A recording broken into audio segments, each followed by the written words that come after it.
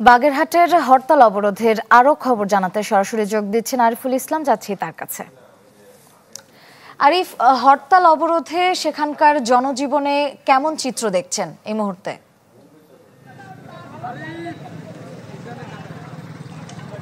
আসলে আমি দাঁড়িয়ে আছি শ্রেয়া বাগেরহাটের সার্কিট হাউসের সামনে দশানির মোড়ে। আসলে সানশাইন আটা ময়দা সুজি আমি অনেকের সাথে কথা বলেছি, বাগেরহাটের বিভিন্ন উপজেলায় আমি কথা বলেছি, তারা বলেছে যে বাগেরহাটে আজকে যেমন হরতাল এবং অবরোধ পালন হচ্ছে, বাগেরহাটের স্বাধীনতার পরে এইভাবে হয় নাই।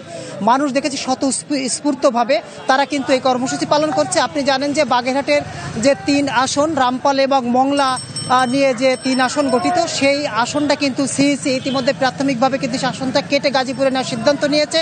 গত 30শে জুলাই সে থেকে কিন্তু আসলে বাগেরহাটের মানুষ ফুঁসে উঠেছে।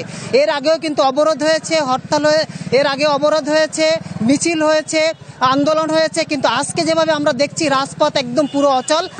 আমি যদি আপনাকে দেখাই, কিছু আগে আমরা সোনাতলার মোড়ে আমরা দেখেছি যে সেখানে টায়ার জ্বালিয়ে সেখানে প্রতিবাদ জানিয়েছে যুবদল, আর এখন এখানে ক্রিকেট খেলছে এখানে ছাত্ররা।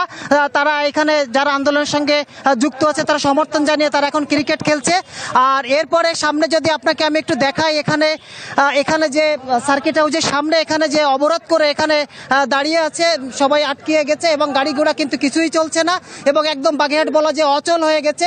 যে তারা জানিয়েছে আন্দোলনকারীরা যতক্ষণ পর্যন্ত আসন ফিরিয়ে দেওয়ার সিদ্ধান্ত না হয় ততক্ষণ পর্যন্ত তারা এই আন্দোলন করে যাবে এবং ভবিষ্যতে এই ধরনের কঠোর আন্দোলন করবে এবং কর্মসূচি দিবে বলে জানিয়েছে এখানে বাগেরহাটের সর্বদলীয় পরিষদ।